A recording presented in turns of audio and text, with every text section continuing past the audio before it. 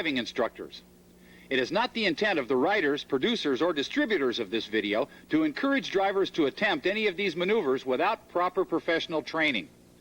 Attempting to perform any of the maneuvers in this film without adequate supervision and training can result in severe injury to the driver and extensive damage to the motor vehicle. Do not attempt any of these maneuvers without the supervision of a certified driving instructor.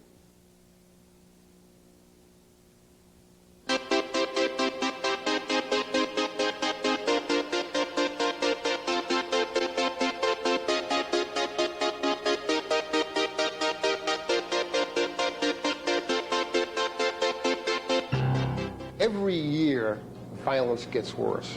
I mean, that's a statistic. It's not a projection. That's a statistic. It gets worse, so the perceived need for this type of training is always there. It's always on the increase.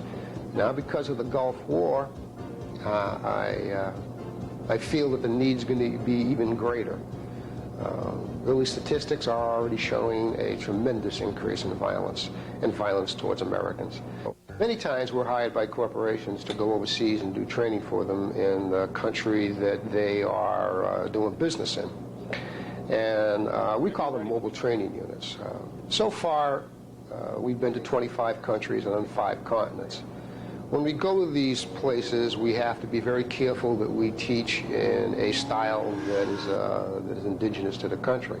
As an example, if we go to Bogota, the majority of attacks there are done with motorcycles, and so we have to be very careful that our training includes that. Or in other countries, motorcycle attacks are unheard of. So mobile training units are harder to do because we have to design our program to meet the needs of the country that we're in. Obviously, there are some attacks that are easier to defend against than others. The easiest to defend against would be the stationary vehicle where they block the road and they don't block the road behind them. Because you're sitting in a, let's say, a non-armored car, so you're sitting in a 4,000-pound projectile. At 10 miles an hour, in a 4,000-pound car, you've developed 160,000 foot-pounds of energy. So you can move this vehicle out of your way very easily. So it is the easiest type of attack to break. There's a situation like that where they have blocked the road in front of you, and you have a lot of options to you. You can ramp forward, you can go backwards and do the J-turn. If they left enough room, you can drive around them. So that is the easiest attack to protect against. Without a doubt, the hardest is to attack with rockets. If the person's good, there's no way to defend against it. But history says so far they haven't been good. The only person that's been killed with a rocket attack has been Somoza. The other is very difficult to protect against is the roadside bomb, where they put a bomb alongside the road, and as the car drives by, they set the bomb off. That's very difficult to protect against. Now, again, though, they've only been successful once or twice with that, and that's when they use electronic devices to set the bomb off. The reason why those two are hard to protect against is because they go against the philosophy of everything that we've been trained for. We've been trained to take on cars coming from us from the front, from the back, from the side. We are not trained to be looking for an ambush. We are trained that once the ambush happens to be able to get out of it. And our training now needs to center on not only that, but how do I recognize this ambush happening not 5 seconds, not 10 seconds, 30 seconds to a minute before it's about to happen. And that's what we're going to have to center our training on in the future.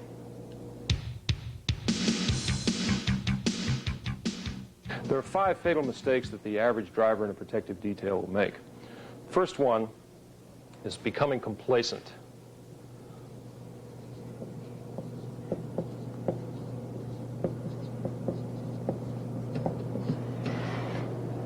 The driver will become complacent over a period of time, driving the same route day after day, picking the principal up, dropping him off at the office, picking him up at the office, and dropping him back off at his residence. Same routine, time after time, drives a person into complacency. They lose the awareness, they lose their ability to retain the correct driving position, giving them the ability to react to a situation. Second one is not reacting.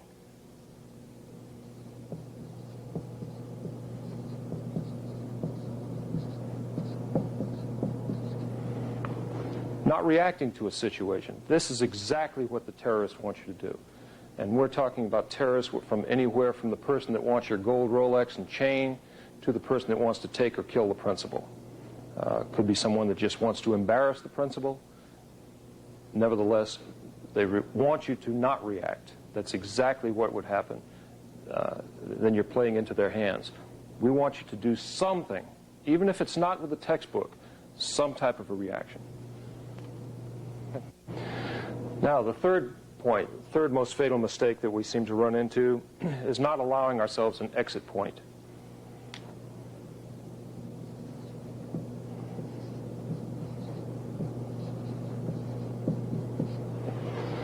When we're moving through traffic with the principal, we have to be aware constantly of our surroundings. Leave ourselves an exit point.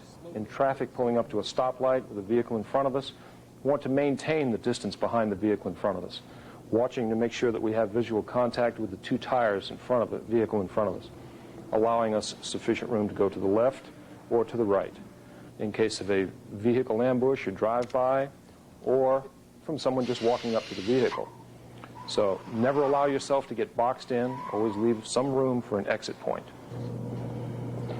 Vehicle location.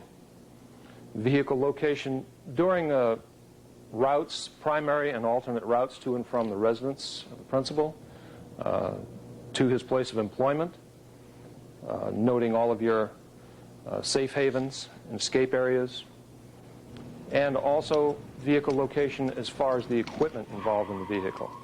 If you've just taken off from the principal's home, perhaps you had to back out of a drive situation and put the vehicle from reverse into drive, knowing that the vehicle is in a overdrive gear or it's in low gear, so that if you have to make an evasive maneuver, you'll know how many points you have to shift up.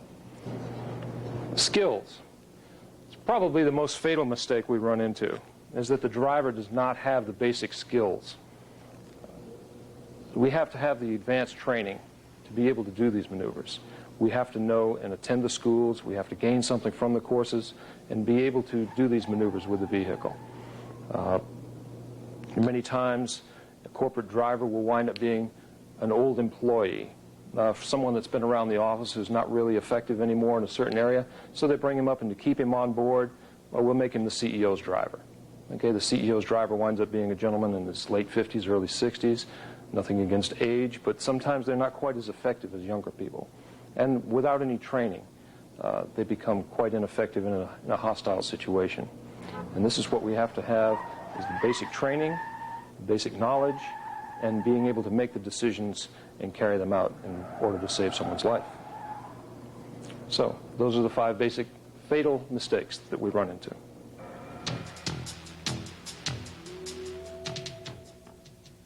Most vehicle attacks happen in the morning on the way to work.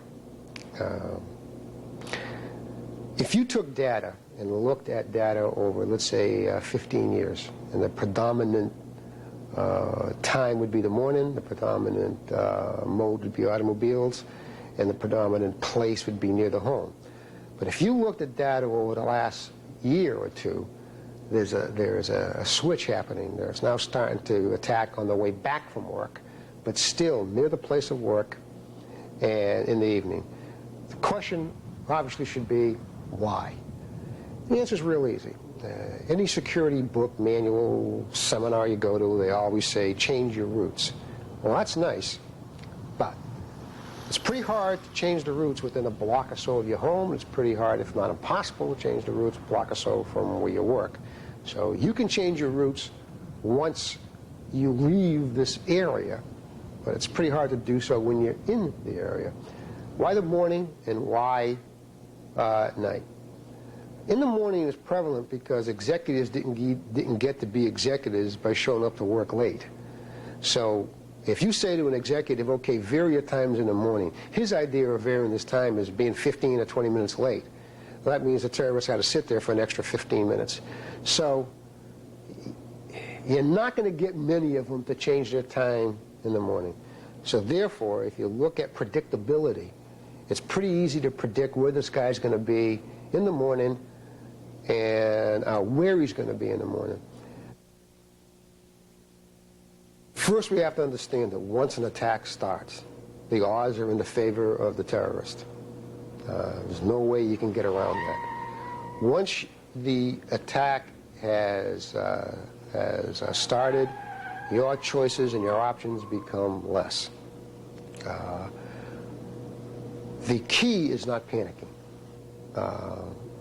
If we look after ambush after ambush after ambush, and let's take skill out of the picture and just look at what happened, you will find that in most cases the driver and the people inside the automobile panicked. Now, what is panicking? Panicking is the absence of training. If a person is trained to react, they won't panic. And how do we react? We react through conditioned response, and we respond through training. So if we can have a person constantly go over and over and over a particular subject, a particular incident, they can usually drive their way out of it. Once the attack happens, it's pretty hard to drive out of it once they panic. Again, we've got to get back to time and distance. If you sit there for 5 seconds contemplating what you're going to do, it's over. And in 5 seconds, a good driver can have that car back a good distance, spun around, and off, all in 5 seconds. But if it took them 5 seconds to recover from the shock, it's over. So the one thing you can do to protect yourself is be cool and don't panic.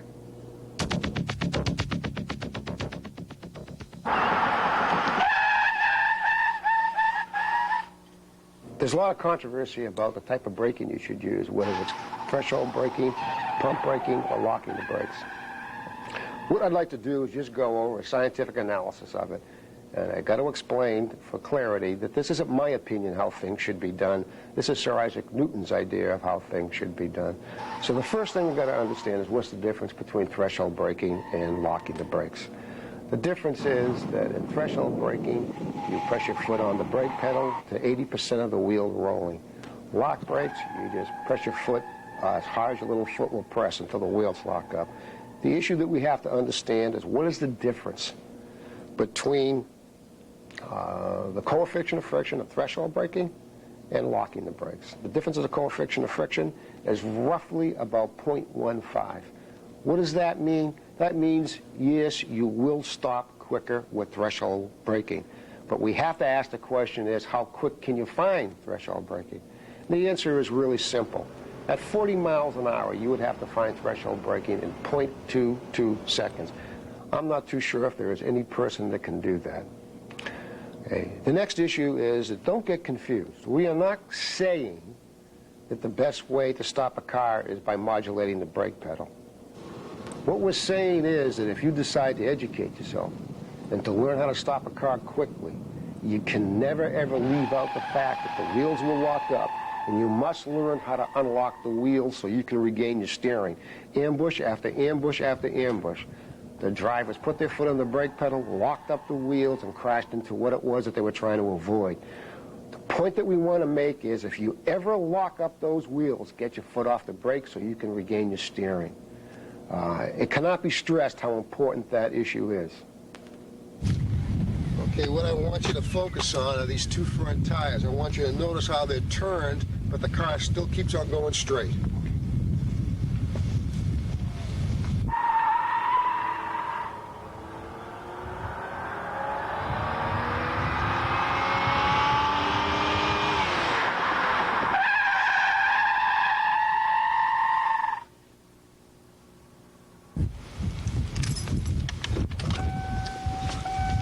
Let's take a look and see how much we missed this spot.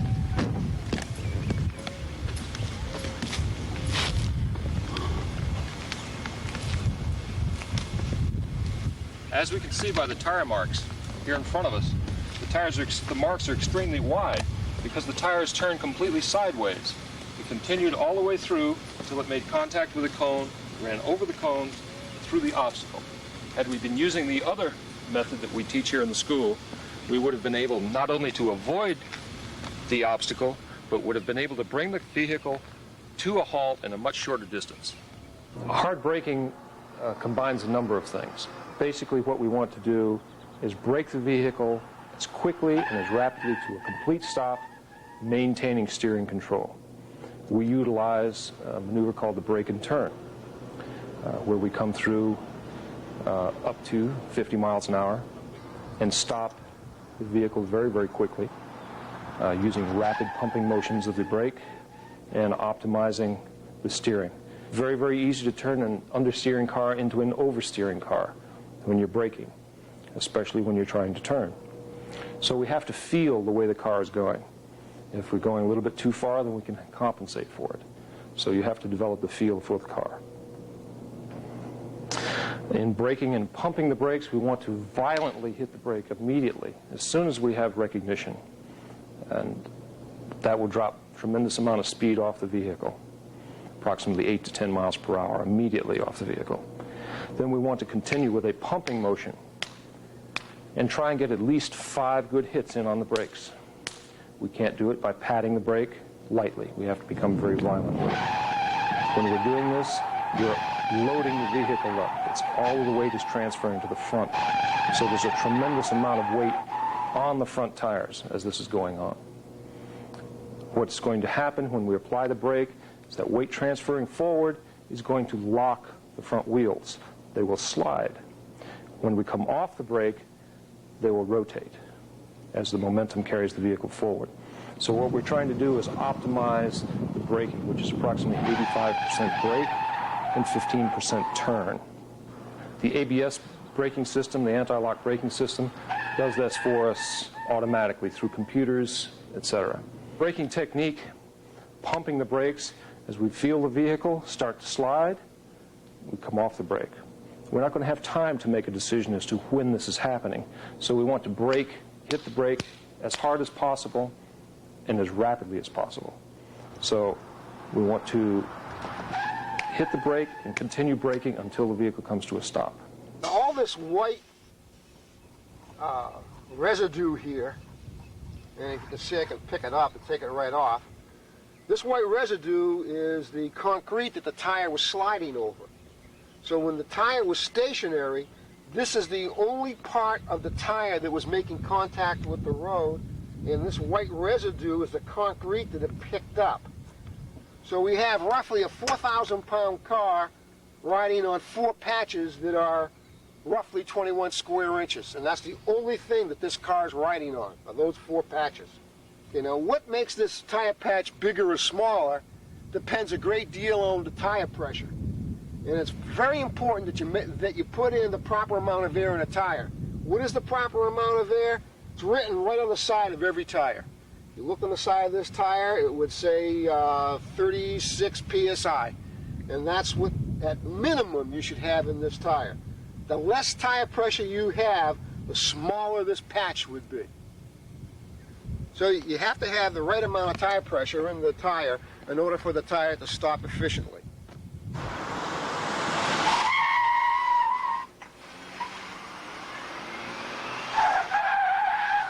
If we find ourselves in a situation that does not allow us to continue on, the road passage to the front has been blocked, we're in an ambush situation, we realize that we have got to get out either to the right, drive around them, or make an exit to the rear. We have decided to make a J-turn to the rear.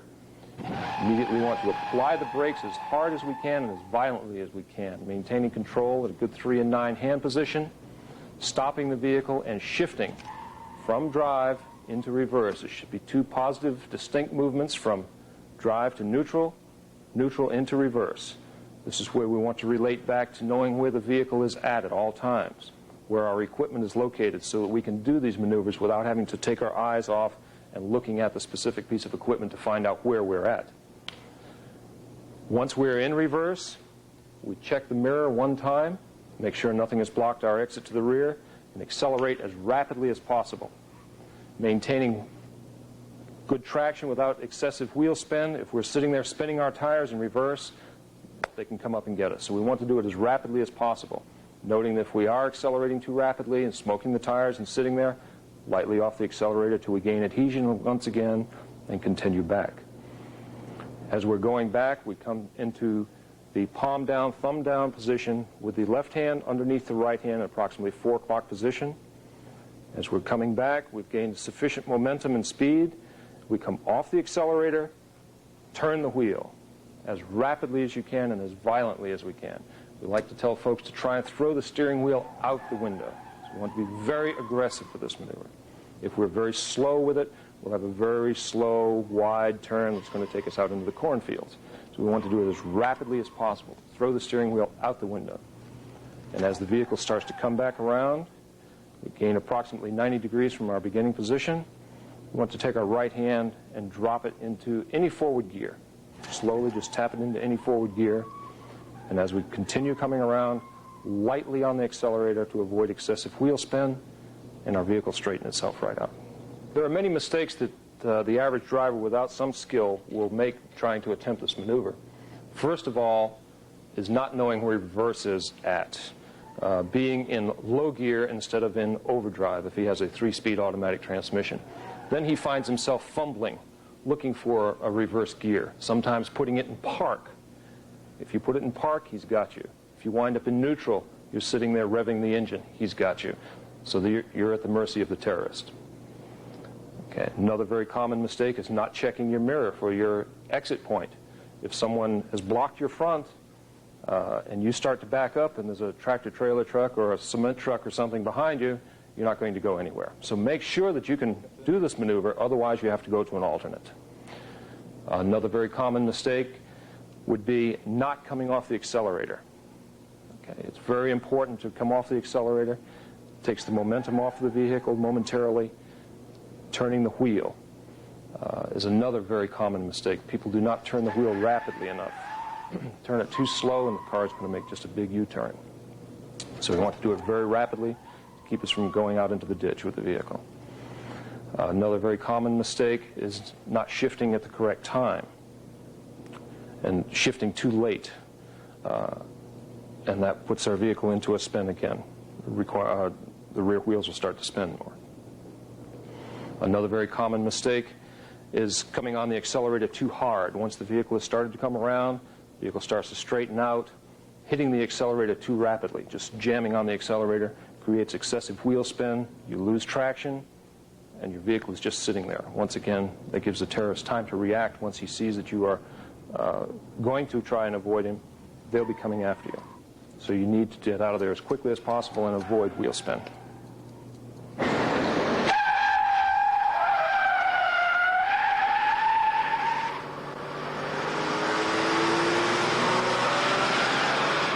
Let's look a little bit into the bootlegger. Our roadway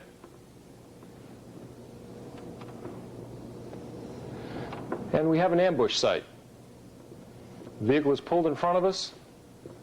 We know it's an ambush because the guns are pointing at us. We've got a good distance here once we recognize it. Okay, in the bootlegger, remember, we're doing a forward 180.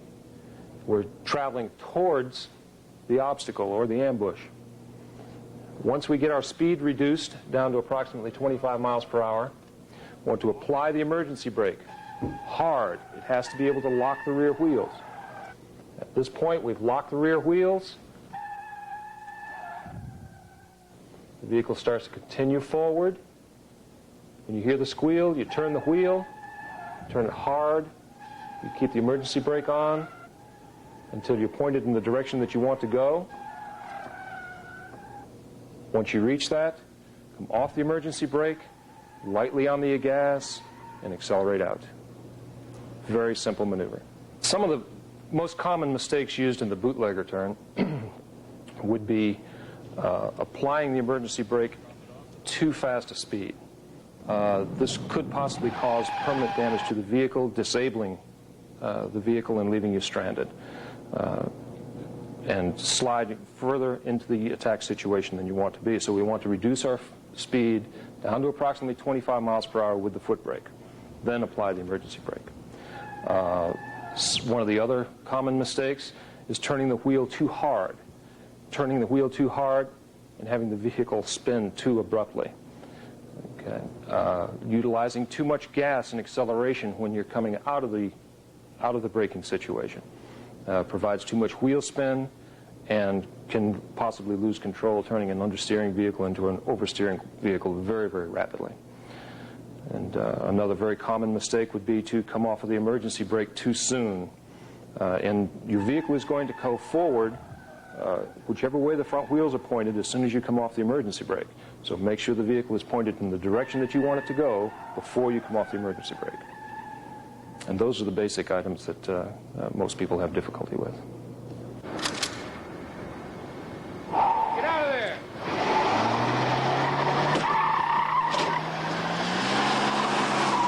Once we have found ourselves in a situation where there's no other way out, ramming is definitely the way to go.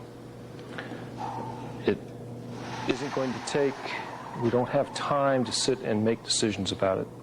If there's no way out to do a reverse out, we can't drive around, drive through, we've got to ram. So it has to be done instantaneously. Instead of miles per hour, and it's now seconds and feet per second.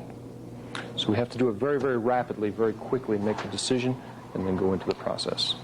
Now, how are we going to go about this? Normal procedure for ramming is to pick a spot on the vehicle to hit. And we are going to, first of all, remember that we are not going to hit the vehicle and smack it out of the way. What we're going to do is more of a bulldozer effect. We're going to push it out of the way. So we don't want to give ourselves away to the aggressors, to the people that are assaulting us. We want them to think that since we have no other way out, that we're going to come to a stop and give up. This would be what normal people would do anyway. Okay, we're going to drive up and approach it to a point where we are approximately 1 to 2 car lengths away. Decreasing speed, then as we get approximately 2 car lengths away, abruptly apply the brakes. As the vehicle comes back up, the front bumper rises. After we have found a contact point on the vehicle that we want to ram,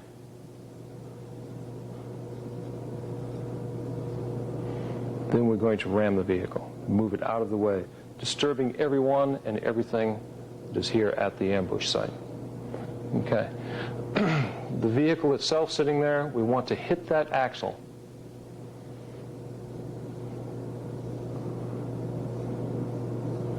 At the path of least resistance. This being the rear of the vehicle, we'll have less weight on it, so it'll be easier to break it loose. If we have the option, we have the time to make that choice, we want to hit it to the rear if possible. Okay. It can be done on the front, but it has more weight, which provides more traction at that point.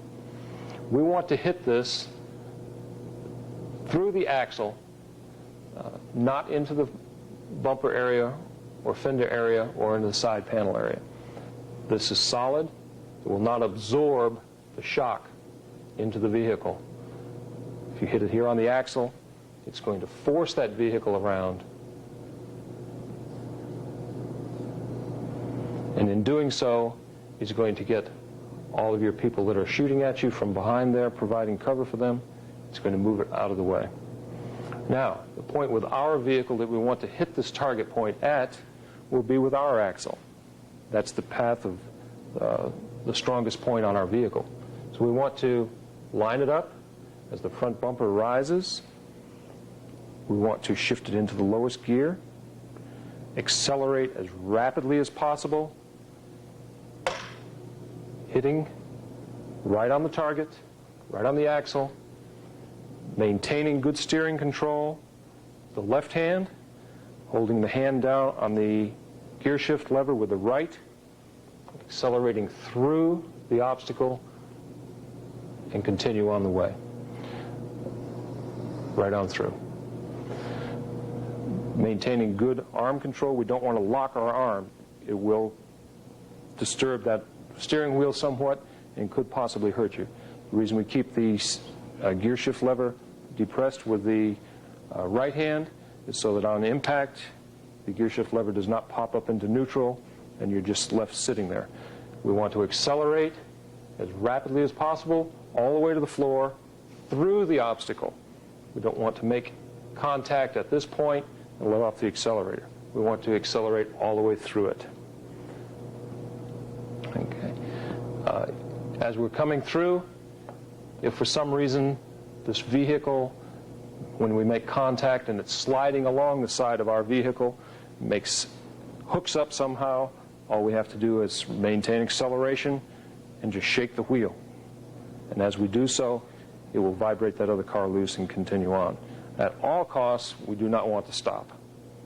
We do not want to stop. We want to continue on and get through the exercise. Let's go out to the track and put all this into an application.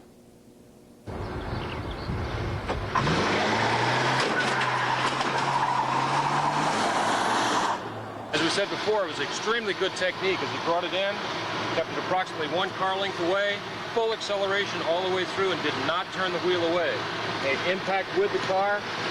All we can see here are a few minor scratches, a little bit of the paint from the vehicle. The headlight is still intact. The car is in extremely good condition. No damage whatsoever. Very, very good ramp. Okay, 3 and 9 hand position. Come down a little bit more. Okay, I want you to hold it firmly. Now take your thumbs. I don't want you to wrap your thumbs around it. Thumbs up. Okay? Very good. Okay, if we make contact with the vehicle and it were to jerk the wheel and you had your thumbs wrapped around it, you could very possibly break your thumb or your wrist. Okay? Oh. So your thumb goes up, you hold it firmly with your hand, just like that. Okay? All right. We've got to stop about 1 car length from it. As the fender starts, the bumper starts to come up, shift down, hold the steering or the gear shift lever, and accelerate rapidly. Okay? Stop. Stop. Go down. Shift. Gas. Okay? Stop, shift, gas. All right. And I'll talk you through it. Okay? All right. Let's go.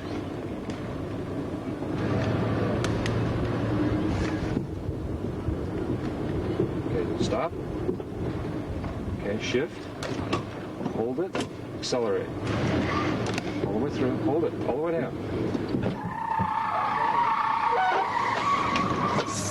Wheel. That's good. All right. Okay. What did we do? Can you think of anything that we did that was incorrect? Yeah, I didn't keep my foot on the gas. Correct. And I didn't keep going. You did once you made contact. Okay, you have it's a natural tendency. You're making contact with the vehicle. It's totally 100% against everything you've ever learned. Okay, so what we're doing is going against everything that we've learned in the past and forcing yourself to do something different. Okay, so what you did, you came back up to 2 hands on the wheel, took your hand off of this. The reason we want you to hold that down, that is frequently, on impact, it can throw the gear shift lever up into neutral. Oh. So you'd be sitting there, and then they've got you. Okay. If you had accelerated all the way through it, you let off the accelerator once you stepped on it before we made impact, and that's natural. So what you need to do is accelerate all the way through it and maintain it. But you did very well. We got it out of the way. Well, Nobody shot us, so we're doing all right. Okay, let's swing back around. You want to try it again? What was right was that you didn't back off completely, that you did something. Even though it was not textbook, it was not by the book. You did something, and that was enough to save your life. Instead of sitting there and freezing and not doing anything and just accepting rounds, you got through the obstacle, you saved your life, you saved the principal's life. You reacted. That's exactly what they don't expect you to do. Okay? All right. One more time now. We're going to brake, shift, hold, and accelerate. Okay? Okay. All right. You ready? Okay. I'll tell you again. When to stop and when to accelerate. Okay? Okay. Go ahead on up. Okay. Stop. Shift. Accelerate. Hold it. Go. Accelerate. Accelerate. Accelerate. Good. You're afraid of the gas? Yes. Upon impact, or just prior to impact, people have a tendency, and it's normal, because of the noise involved, because of the possible impact, the possible feeling that they're going to receive from the impact, to let off the accelerator. So we have to fight that tendency. We have to hit it as straight on as we can, and move the vehicle out of the way. They're afraid of the noise. They're afraid of the impact. So they have a tendency to veer off. If you veer off from the target area, you're going to hit back in the fender. The fender is going to absorb the force. Once that is absorbed, you've lost the power to move it out of the way.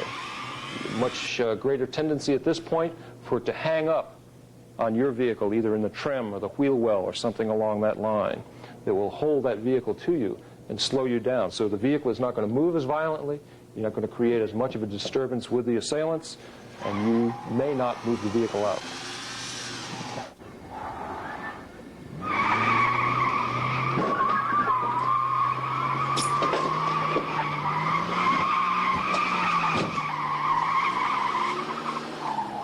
In a two-vehicle ram, a multi-vehicle ram, going down the highway,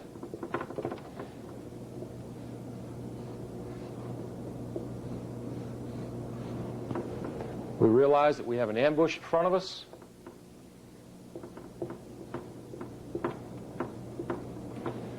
No path to get around.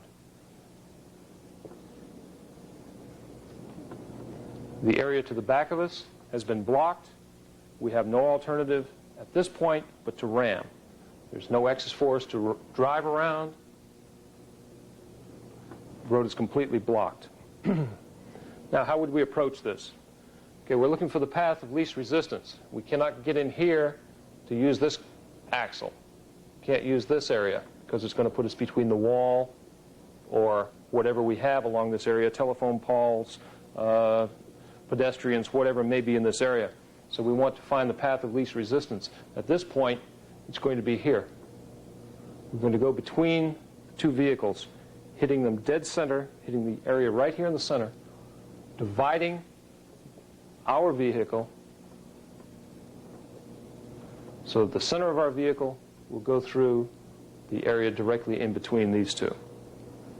So, in actuality, what's going to happen is our axle area from our two front wheels is going to basically hit right there at that point on those two. Pushing them to the side, opening this up, and driving right through.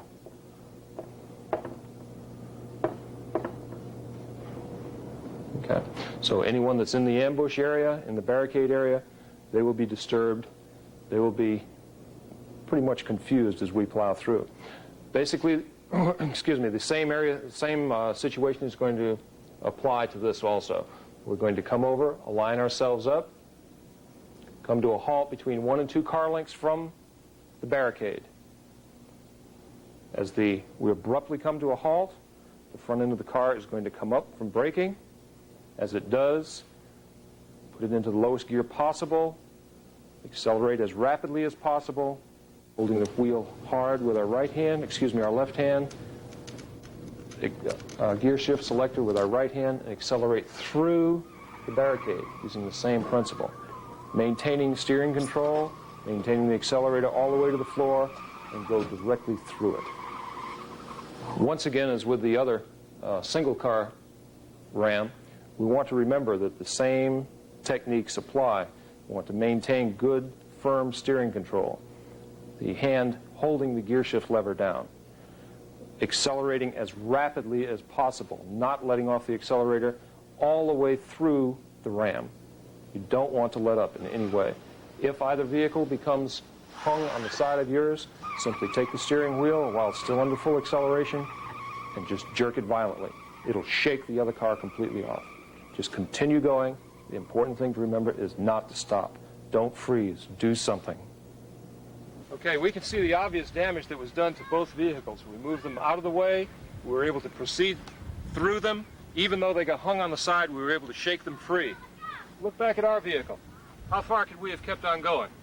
We could have gone on indefinitely. No damage was done to the vehicle. Headlights are still intact.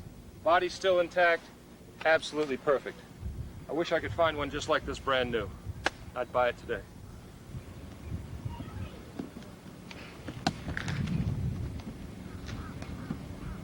All right, here we see our vehicle had come to a stop here. letting the terrorist think that he was giving up, coming to a complete halt. He went through the proper procedures, got on the accelerator, held the steering wheel firmly,